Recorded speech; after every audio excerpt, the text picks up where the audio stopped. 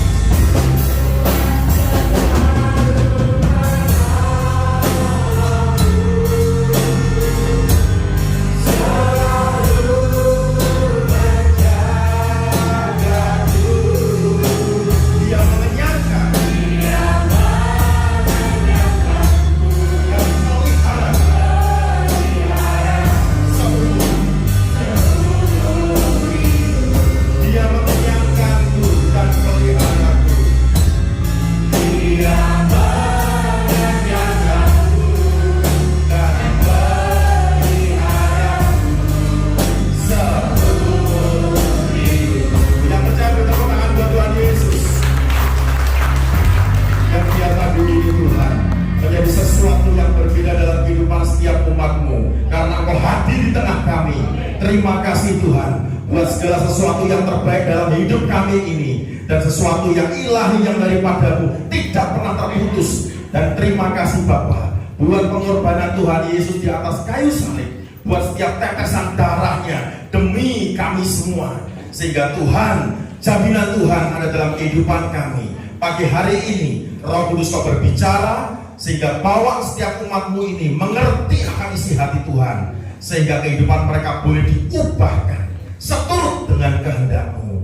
Di dalam nama Tuhan Yesus, turunkan roh hikmat-Mu ya Tuhan, turunkan roh pengertian dan roh pewahyuan, sehingga firman-Mu tidak akan pernah kembali sia-sia dan membawa kehidupan mereka bertumbuh dan berbuah sejak pagi ini dan sampai selamanya. Di dalam nama Tuhan Yesus, dan semua yang siap akan terima berkat Tuhan sama-sama katakan amin. Tepuk tangan sekali lagi buat Tuhan Yesus. Silakan duduk terlebih dahulu. Shalom. Puji nama Tuhan. Saya percaya pada kesempatan pagi ini saya ada di tempat ini semua karena anugerah Tuhan, dan saya mengucapkan terima kasih kepada Bapak Gembala Pak Yonatan yang telah memberikan kesempatan untuk saya ada di tengah-tengah saudara pagi hari ini. Dan sebelum saya menyampaikan akan pesan Tuhan, izinkan sejenak saya memperkenalkan diri terlebih dahulu, karena memang bagaimanapun kita tinggal di Indonesia ini, ada sebuah pepatah yang mengatakan tak kenal maka tak sayang. Meskipun ada dari beberapa Bapak Ibu Saudara yang sudah kenal saya, sudah tahu saya, tapi masih banyak pula yang belum tahu dan belum mengenal saya. Nama saya adalah Lukas Franky. Saya bukan gembala sidang seperti Bapak Yonatan, namun saya seorang penginjil. Dan saya mengembalakan di Semarang sebuah ministry bernama Family Blessing. Kami ada di beberapa kota-kota besar di Indonesia. Kalau di Jawa Tengah memang ada di Semarang, Yogyakarta, di Purwokerto. Kalau di Jawa Barat ada di Jakarta, Jawa Timur ada di Malang dan Surabaya, kemudian ada di Pulau Bali, ada di Samarinda, Palembang, dan paling atas yang ada di utara di Pulau Batam. Dan di masing-masing kota kami memang ada ketua, dan di situ kami mengembalakan dari ministry yang Tuhan percayakan. Karena memang pelayanan kami khusus untuk ke keluarga. Sehingga dari kata family blessing, keluarga yang diberkati, dan saya percaya bahwa Tuhan yang kasih nama dan Tuhan pula yang memberikan blessingnya bagi setiap keluarga yang boleh kami layani. Dan tentu pula ketika pagi hari ini saya ada di tengah-tengah Bapak Ibu Saudara, dan disitulah saya percaya berkat Tuhan pun turun dalam kehidupan setiap engkau yang percaya katakan amin. Dan disinilah ketika saya hadir, saya datang, dan saya ditemani oleh istri saya beserta adiknya dan beberapa pengurus saya yang bisa ikut pada kesempatan pagi ini. Karena saya tahu memang kalau setiap momen hari Minggu terkadang kami ada di beberapa gereja desa, dan satu pujian tadi yang menjadi lagu kebangsaan kami ketika kami melayani di gereja-gereja di desa, terutama di Jawa Tengah, yaitu pujian Gandul Gusti. Kalau saudara tahu syairnya, tahu kata demi kata, dan di situ saudara akan terima impartasi iman dalam hidupmu. Karena hanya Gandul Gusti membuat engkau air tentram, membuat hatimu saya senang. Makanya firman Tuhan ada yang mengatakan satu hal dalam kitab Mazmur, hanya dekat Allah saja aku tenang. Tapi ketika engkau khawatir, engkau mulai was-was dalam hidupmu, engkau mulai ada rasa cemas, besok makan apa, hari ini gak punya duit, besok bagaimana bayar sekolah anak ini, dan di situ engkau mulai khawatir. Itu tanda engkau mulai jauh dari Tuhan. Itu tanda yang daripada Tuhan memberikan alarm, sinyal di dalam kehidupan saudara agar engkau tanggap. Oh, kalau aku mulai khawatir, aku mulai was-was, aku mulai cemas, berarti aku mulai jauh dari Tuhan. Dan di situ ambil langkah balik, segera kembali agar engkau tenang. Karena burung pipit di udara Tuhan pelihara, apalagi saudara dan saya yang percaya katakan amin. Dan jika bukan Tuhan, tidak sanggup. Kenapa? Karena Tuhan yang mencipta. Tuhan yang mencipta, Tuhan jelas yang bertanggung jawab di dalam kehidupan. Dan disinilah ketika saya harus sampaikan pesan Tuhan pagi ini, saya percaya apa yang daripada Tuhan tidak pernah salah. Karena Dia Tuhan yang terlalu sempurna untuk merancangkan hal yang buruk. Amin. Tuhan kasih satu kata ketika saya berdoa, Tuhan, apa yang harus hamba sampaikan untuk jemaatmu di GKJTU Puyang. Roh Kudus ngomong satu kata yang daripada Tuhan, sepakat.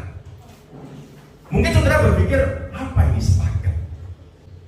Seperti hanya ketika saudara ini berjualan atau saudara sebagai pembelinya, antara penjual dan pembeli, mereka memberikan sebuah patokan harga. Misalnya saudara menjual dengan harga Rp500, kemudian pembeli ini dia menawar 400 dan saudara belum memberikannya, maka yang terjadi adalah tidak sepakat. Akhirnya tidak deal, tidak jadi. Sehingga kesepakatan ini sangat menentukan terjadinya sebuah perubahan.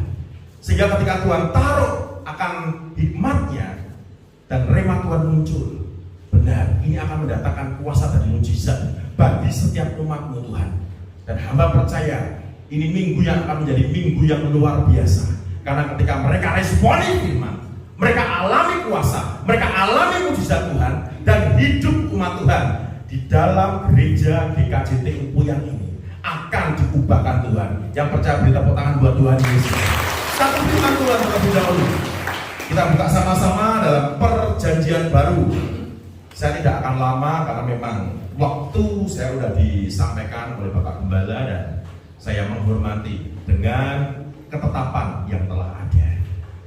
Injil Matius pasal 18 ayat yang ke-19, to the point saja karena memang saya orangnya sukanya langsung to the point. Matius pasal 18 ayatnya yang ke-19. Dan demikianlah firman Tuhan. Dan lagi aku berkata kepadamu, A-nya besar. Dan kalau saudara pakai gadget dan teksnya akan muncul merah karena ini yang ngomong adalah Yesus sendiri. Sehingga A-nya adalah Yesus. Dan demikianlah firman Tuhan. Dan lagi Yesus berkata kepadamu, jika dua orang daripadamu di dunia ini sepakat meminta apapun juga, permintaan mereka itu akan dikabulkan oleh Bapakku yang di sorga. Semua perhatikan ke depan, ya. Sehingga dari satu kata sepakat, dan Tuhan Yesus memberikan sebuah penjelasan yang lebih detail, meminta apapun juga. Makanya kenapa ketika saudara yang bekerja, yang usaha, atau bahkan yang tani, terkadang kehidupanmu stuck, seolah tidak mengalami perubahan. Hidupmu hanya begitu-begitu doang, begitu-begitu saja. Engkau udah doa, engkau udah puasa, keadaan tidak berubah. Dan pagi ini firman Tuhan memperlengkapi akan kehidupan manusia rohanimu. Sehingga dengan satu kata yang daripada Tuhan, sepakat. Dan sepakat tidak butuh banyak orang, saudara. Tuhan Yesus ngomong dua orang daripadamu. Engkau terutama buat suami istri yang sudah berkeluarga. Dan di situ engkau bisa sepakat antara suami dengan istri. Mungkin saudara berpikir dan saudara di dalam hatimu bergumam, lah Pak, kalau saya yang belum menikah atau saya yang hidup sendiri, bagaimana saya bisa sepakat? Karena butuhnya kan dua orang. Sepakat tidak harus hanya dengan pasangan. Kenapa saya bisa bilang begini? Saya melakukan akan firman ini, saya menghidupi firman ini nyata dalam kehidupan saya. Kita bisa sepakat dengan orang tua kita bisa sepakat dengan anak kita bahkan bisa bersepakat, tapi bukan bersepakat dalam artian dengan istrinya orang, suaminya orang. Itu konyol, saudara. Itu salah di depan Tuhan. Karena udah jelas itu istri atau suaminya orang. Tapi kita sepakat dengan keluarga kita dan kita sepakat dan meminta apapun juga. Sehingga persoalan apa yang kau alami di dalam kehidupanmu bagi Tuhan itu gampang. Kalau saudara melihat dalam perjanjian lama, dalam kitab 1 Samuel pasal yang ke-14, di situ ketika bangsa Israel ini menghadapi akan orang Filistin, dan Yonatan, dia sepakat dengan bujang yang membawa senjatanya. Dan ketika dia sepakat untuk mulai menyerbu ke tempat musuhnya, dan bujangnya berkata, apapun yang kau lakukan, dan aku sepakat. Dan dari kesepakatan itulah terjadi mujizat dan kuasa Tuhan nyata. Musuh mereka diporak-porandakan. Tuhan buat seperti huru hara. Karena orang yang satu dengan yang lain, dia saling menusukkan pedang seperti di zaman Gideon. Dan itu nyata. Makanya kuasa dari sepakat itu luar biasa. Mungkin saudara berpikir, mosok sih, kalau engkau hanya mengandalkan otak dan logikamu, engkau tidak akan alami akan mujizat. Karena kunci mujizat seperti yang Yesus sampaikan kepada Thomas, berbahagialah orang yang tidak melihat namun percaya. Jangan andalkan pikiran, jangan andalkan logika, jangan melihat dahulu baru engkau percaya. Belajar percaya dulu, agar engkau dapat melihat apa yang akan terjadi. Seperti hanya ketika Bu Bini, ya, kalau kami manggil memang Mbak Bini, dan di situ kerja dengan kami, setahun pertama tidak ada perubahan. Dan di saat saya berdoa, Tuhan tampakkan beliau. Ketika saya berdoa, di saat teduh saya, Tuhan tampakkan siapa ini, berarti ada sesuatu yang harus saya doakan. Ketika saya topang doa, karena bagaimanapun saya tidak mau jadi sambungan ketika beliau tinggal bekerja dengan kami, kehidupannya tidak mengalami perubahan, kami tidak mau. Karena setiap anak-anak Tuhan yang hidup sungguh-sungguh dengan Tuhan, firman Tuhan berkata, orang yang sungguh-sungguh mengandalkan Tuhan tidak akan dipermalukan. Yang percaya bertepuk tangan buat Tuhan Yesus. Dan itu sungguh akan terjadi dalam hidupmu. Engkau mengandalkan Tuhan dan hidupmu tidak akan dipermalukan. Setahun pertama, setiap dapat gaji dan lain sebagainya, dan dari situ saya lihat tidak ada perubahan. Kemudian mulai masuk tahun kedua, dan saya minta untuk dia jujur dulu dengan kami, dengan saya, dengan istri saya. Dan disitulah Tuhan mulai tata dari keuangannya. Karena kami ngomong, jangan sampai ketika kamu bekerja, hasil bekerjamu muspro, hilang, seolah seperti dimakan belalang melahap, sia-sia, percuma. Ketika beliau sudah jujur dengan kami, beliau punya utang dan lain sebagainya, oke. Dengan cara Tuhan. Dan disitulah mulai kita tata. Tidak sampai setahun, sertifikat rumahnya yang masuk ke bank udah tebus, suaminya yang ambil itu saksi hidup. Dan ini mengimpartasi iman dalam kehidupan saudara. Saya tidak mempermalukan mereka, tapi justru ini mengangkat agar iman dalam kehidupan anak Tuhan naik. Agar yang engkau lihat bukan hanya sekedar akal logikamu. Nah, saya bersyukur keluarganya dari Bu Bini, dari Pak Badi datang ini dari Semarang. Ini juga jemaat yang saya gembalakan di Semarang juga, yang saya pimpin dari persekutuan doa yang ada. Silakan duduk terlebih dahulu Pak Semin. Semua fokus ke depan. Dan dari situlah mulai saya tata, langsung sertifikat tebus, betul Pak Badi ya, tebus. Kenapa? Karena kami menyayangkan itu sertifikat berharga dan banknya bukan bank gede. Kalau sampai banknya kolaps, sertifikatnya hilang, kasihan mereka. Dan disitulah saya ngomong sama Mbak Bini, sepakat dengan kami, kita bertiga. Kenapa nggak sepakat dengan suaminya ya? Karena di tempat kami, suaminya di rumah. Namun suaminya tetap, saya bilang dikasih tahu supaya ini jangan sampai umpet-umpetan dengan suami, harus terbuka. Karena tetap suami yang akan ambil sertifikatnya. Dan benar. Akhirnya tuntas, tidak sampai setahun. Lanjut lagi ketika istri saya ngomong, Pak, ini satpam kantor ada yang mau jual sepeda motor.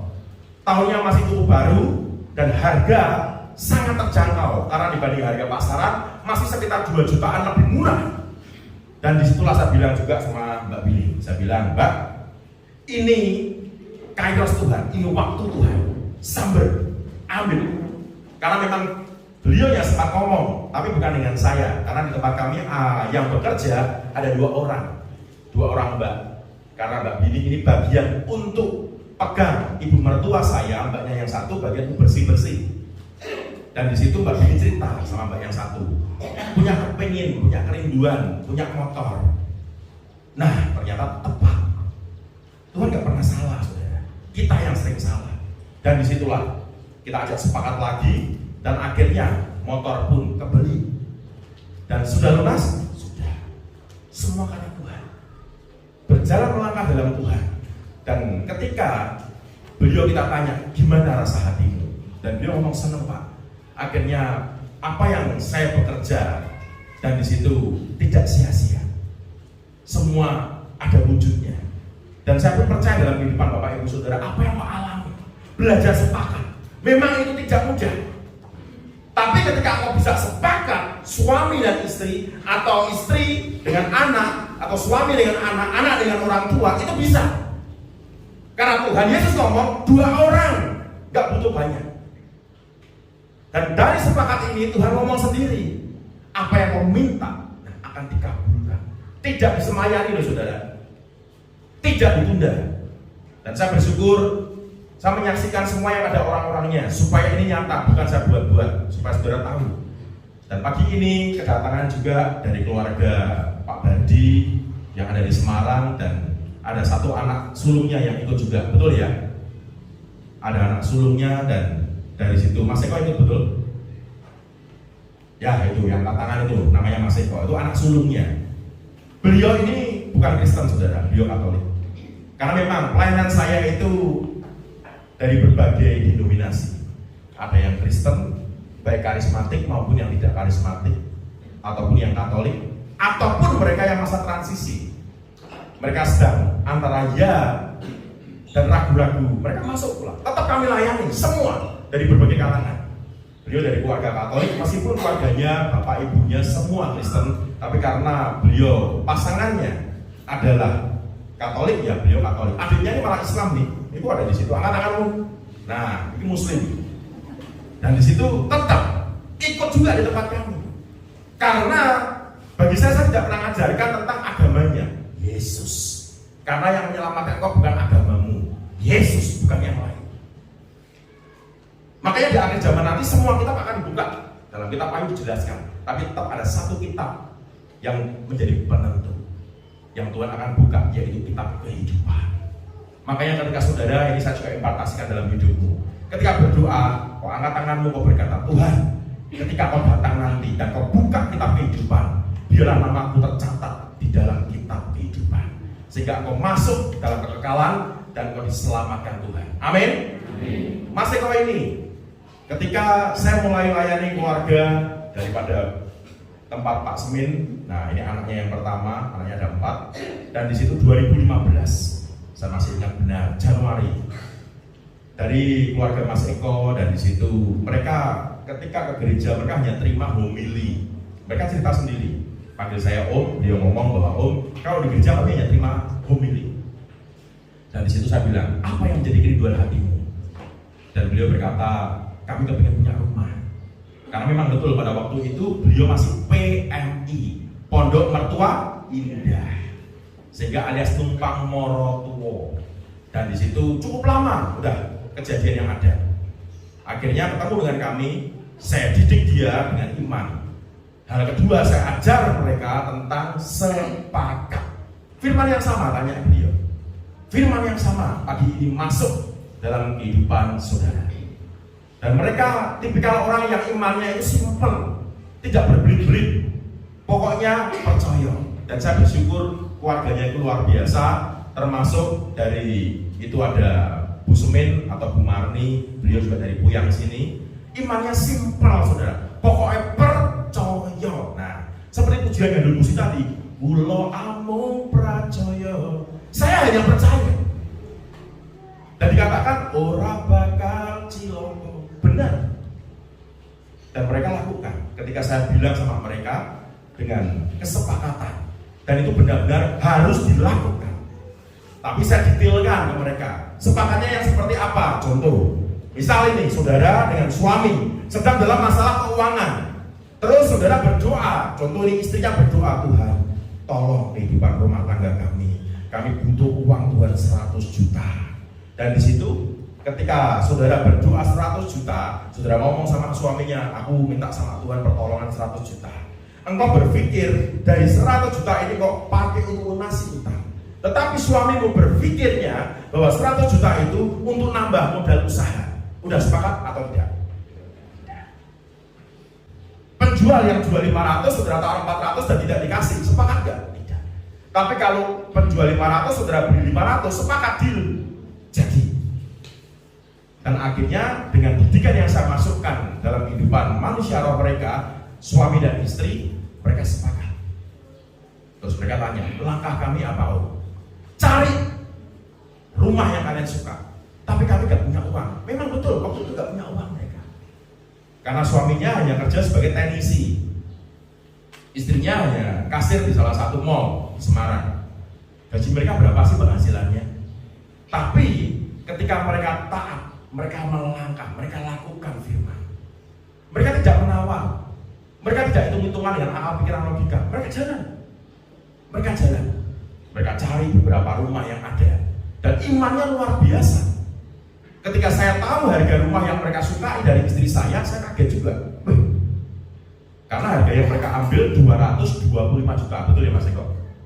Mantap gitu, untuk memulai. Karena yang diambil bukan rumah subsidi. Kalau rumah subsidi mungkin masih kelas 100 jutaan aja. Ini rumah biasa, bukan subsidi. Iman mereka membawa mereka sepakat. Akhirnya mereka sempat goyah. Kenapa? Karena uang belum ada. Hal yang kedua, tetap ketika mereka saya minta untuk melangkah, mereka melangkah, goyahnya adalah syarat. Jelas tentunya kalau rumah bukan subsidi, otomatis slip gaji harus dilampirkan dengan gaji yang tidak seberapa. Otomatis membuat mereka goyah. Wah, ini harus diotak-atik hadap, mulai pikiran logikanya jalan. Di mark up, dirubah, dimanipulasi. Dan saudara pengen tahu, apa yang daripada manusia justru tidak berhasil. Mereka tertolak dari bank yang pertama, tidak di ACC. Baru kemudian jujur ke saya ngomong, Om, kami nggak berhasil. Saya tanya, kenapa? Karena kami mark up. Lah sebab kalau nggak di mark up, kalau tidak dinaikkan gajinya, nanti bank nggak akan ACC. Dan saya bilang, rubah masuk bank lain, jujur aja, apa adanya. Kalau Tuhan mau tolong, Tuhan pasti tolong. Tapi kalau Tuhan nggak mau tolong, pasti Tuhan nggak akan tolong. Percuma mau dimanipulasi apapun, belajar jujur dengan Tuhan. Dan ketika mereka lakukan, justru masuk dengan apa adanya, bukan ada apanya. Dan mereka di ACC. Bulan Agustus 2015, mereka terima rumah. Mereka punya rumah sendiri, mereka bisa tinggal di rumah itu. Mereka tidak lagi PMI. Dan nama Tuhan dipermuliakan. Beri tepuk tangan buat Tuhan Yesus. Dan saya percaya ini pun akan saudara terima dalam hidupmu. Apa yang menjadi masalahmu, apa yang menjadi persoalan dalam kehidupanmu, tantangan, bahkan kemustahilanmu, ketika kau mau sepakat antara anak dengan orang tua. Dan saya ingat betul di tahun 2011, di saat itu saya masih punya saya dulu salah satu hamba Tuhan yang sering gonta-ganti mobil. Dan sampai penasihat istri kami memberikan teguran ke saya.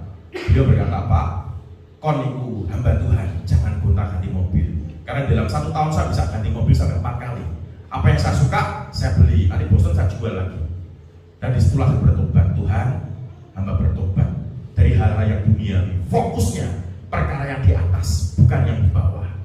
Dan disitulah saya gak pernah ganti mobil-mobil lagi. Ketika saya jual mobil, dan tentu tetap saya pasti izin sama istri. Istri tidak sepakat, tidak mengizinkan. Karena istri saya berkata begini, nanti pasti kita rugi Pak. Saya bilang tidak. Lalu istri saya bilang, kami waktu itu jual Honda Freed tahun 2009. Harga pasaran masih sekitar 150 juta. Dan istri saya memang ngomong, pokoknya 150 juta. Kalau di bawah itu tidak mau. Oke, deal. Saya begitu. Lalu ketika saya iklankan, pertama tidak laku. Kemudian ketika saya doa, Tuhan tampakkan almarhum ibu saya, karena ibu saya 2017 sudah berpulang. Almarhum ibu saya, dan saya datang ke rumah beliau. Tentu ketika saya datang, saya ngomong, Mami, anakmu lagi ada pergumulan mau jual mobil. Langsung ibu saya perkataan pertama ya begini, memang kamu itu anakku lanang satu-satunya yang paling bos senang. Jadi begitu kan saudara. Karena memang beliau ngerti saya sering gonta-ganti mobil. Tapi saya berkata, enggak mami, ini final, pokoknya tak tuntaskan dulu. Dan dari situ almarhum ibu saya berkata, lah kamu mau minta harganya berapa? Dan saya bilang, tetap di harga 150 juta karena istri saya meminta segitu. Oh ya, dan saudara tahu, besok tidak pakai lama. Dan justru lakunya 155. Di saat penawaran pertama ada 150 juta, ini saya kasih tahu, lihat, penawaran pertama ada 150. Apa yang kau inginkan, tebus. Dan tetap aku track naik. Dan akhirnya beli 155. Dan saya menggodai istri saya ketika transaksi di kantor beliau. Dan di situ saya berkata sama istri saya, berarti jatahmu 150, sisanya jatah saya. Tapi beliau berkata, uang sudah kadung masuk, tidak bisa keluar. Matang saudara. Namun di atas semuanya lihat, kuasa dari kesepakatan saya dengan ibu saya jadi saudara. Seperti tadi saya dengan Mbak Bini juga, Mas Eko dengan istrinya jadi. Sehingga kesepakatan ini pula yang akan membawa perubahan dalam kehidupanmu. Apa yang jadi persoalanmu? Sesulit apapun, karena Tuhan ngomong dalam firman-Nya ini begitu jelas. Apapun yang kamu minta, permintaan mereka akan dikabulkan oleh Bapakku yang di surga. Kalau urusannya udah Bapa, udah pasti terjadi. Karena Yesus turun ke dunia menggenapkan kehendak Bapa.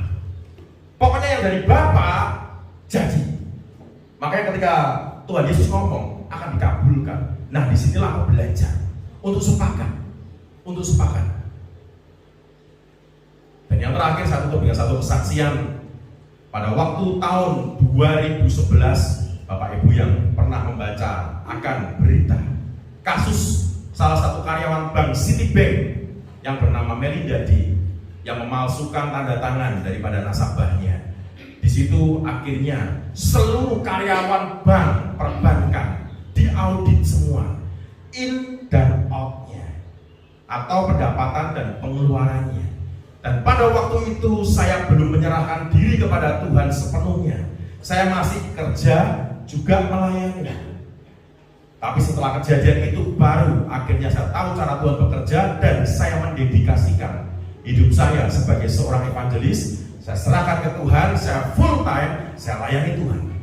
Dan tidak pernah bekerja lagi.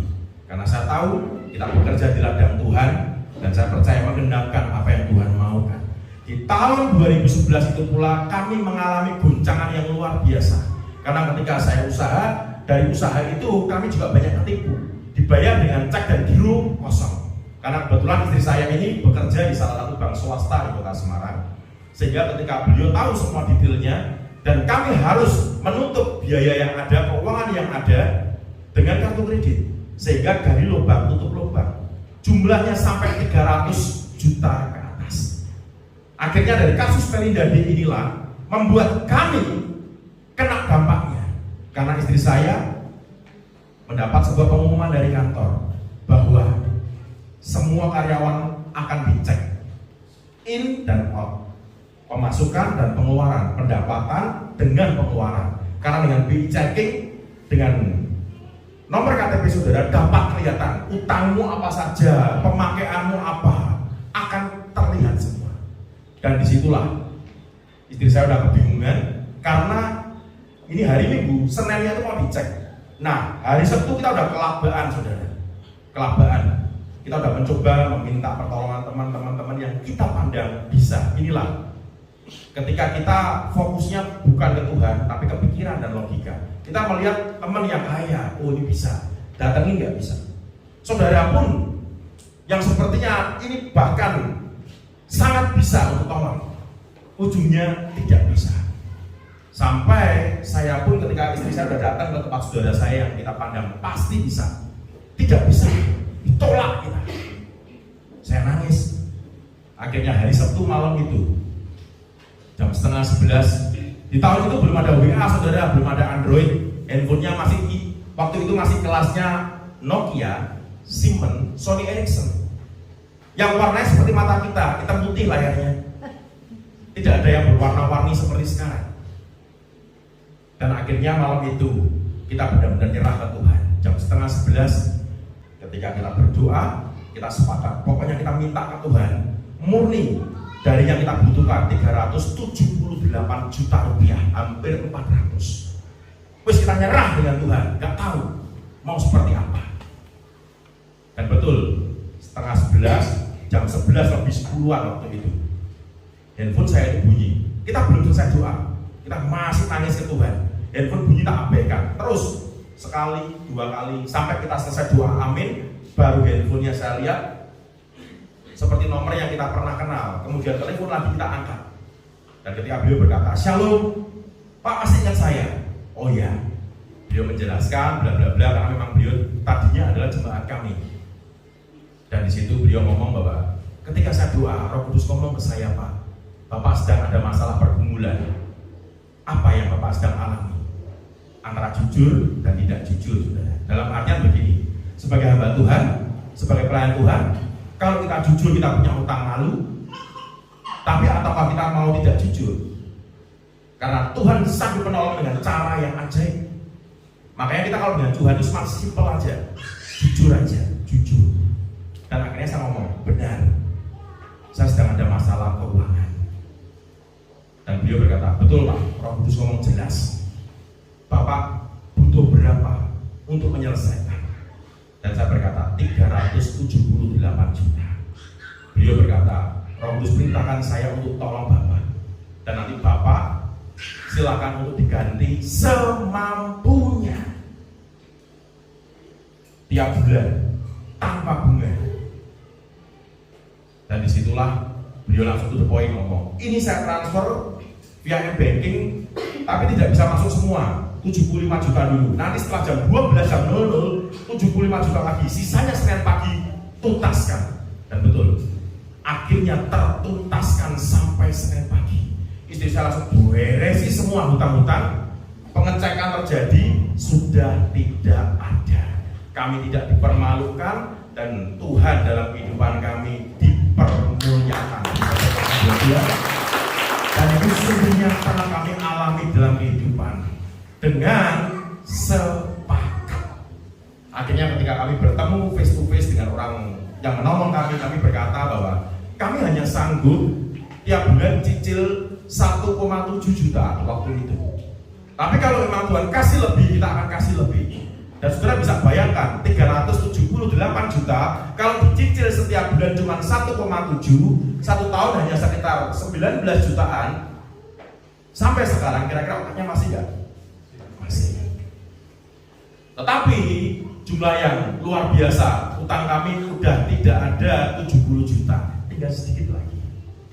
Dan semua karena Tuhan. Karena beliau juga udah ngomong, jangan dilebih-lebihkan dan jangan Bapak memaksakan diri, karena supaya kehidupan Bapak tidak lagi jatuh di dalam hutang.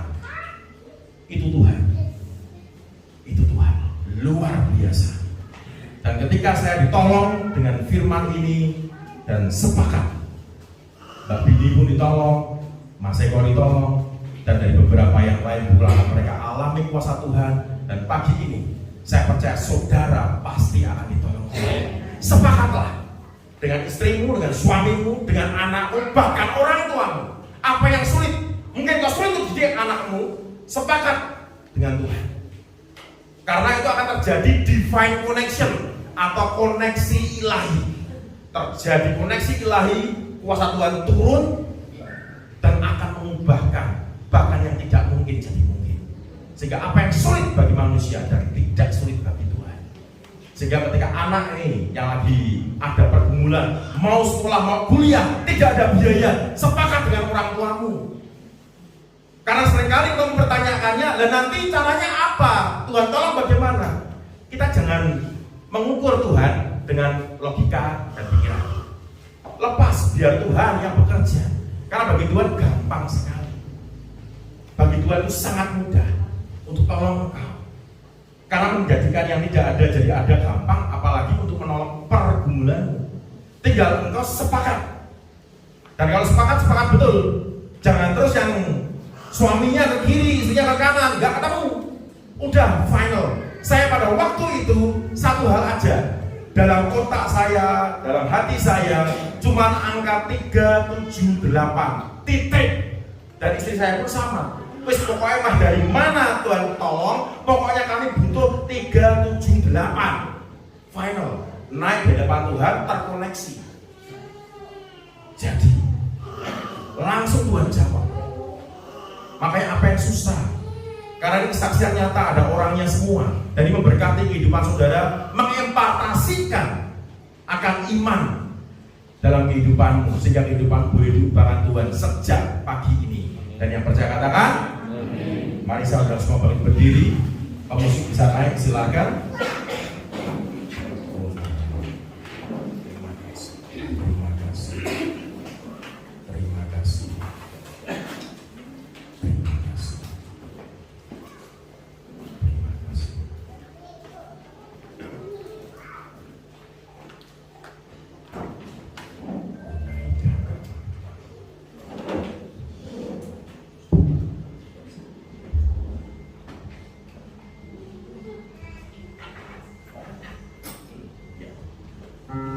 Angkat tangan kananmu, taruh tangan kiri di dadamu semua.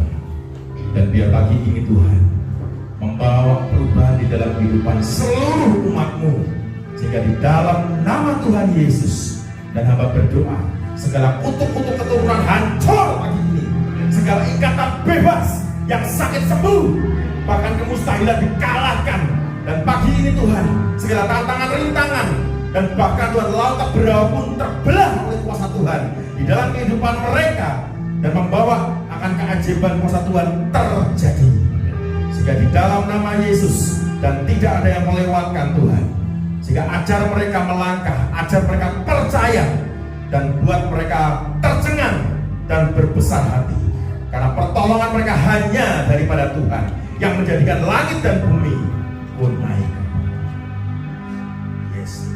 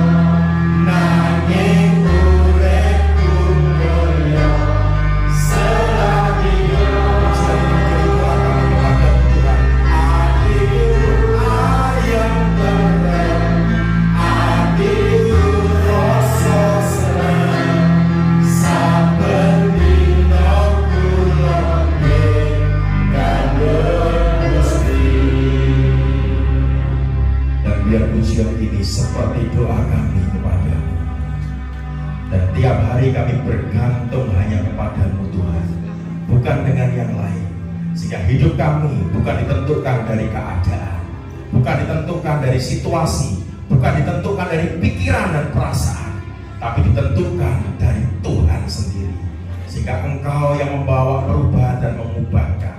Dan pagi ini hamba meminta kuasa dan keajaiban-Mu turun dalam nama Yesus, sehingga memberkati seluruh sidang jemaat di tempat ini, memberkati pula buat gereja di tempat ini, memberkati juga buat kehidupan dari Bapak Gembala beserta keturunannya, sehingga di dalam nama Yesus. Dan sungguh Tuhan, orang yang bersandar kepada-Mu tidak akan dipermalukan. sehingga ketika kau datang kali yang kedua, kau bawa semua kami ini terangkat dan kami diselamatkan. Doa ini hamba alasannya di dalam satu nama, di dalam nama Tuhan Yesus Kristus. Dan semua yang telah diberkati Tuhan dengan iman dan percaya, sepakat dengan saya, sama-sama katakan amin 3 kali. Amin, amin, amin. Tepuk tangan buat Tuhan Yesus. Silakan duduk, saya kembalikan ke Bapak Gembala. Monggo.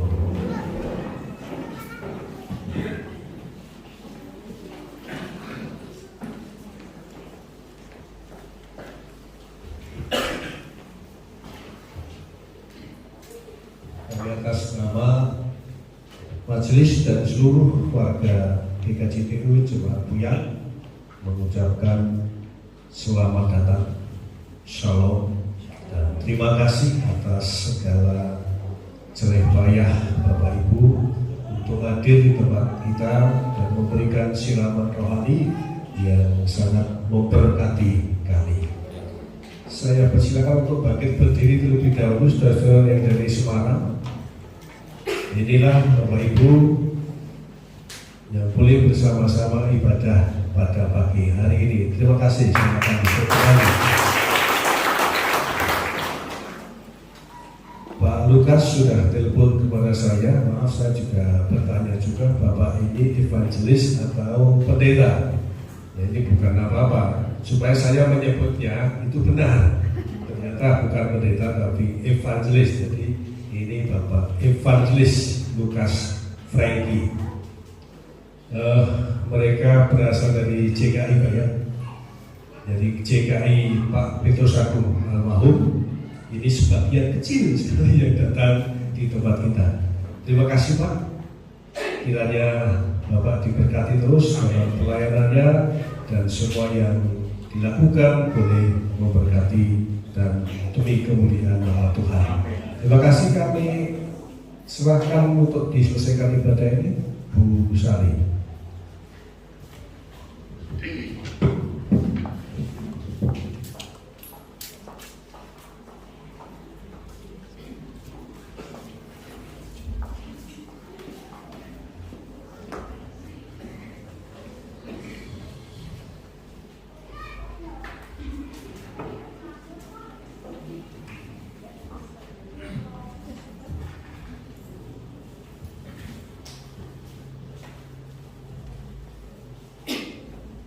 Semoga Tuhan diberkati oleh firman-Nya pagi hari ini.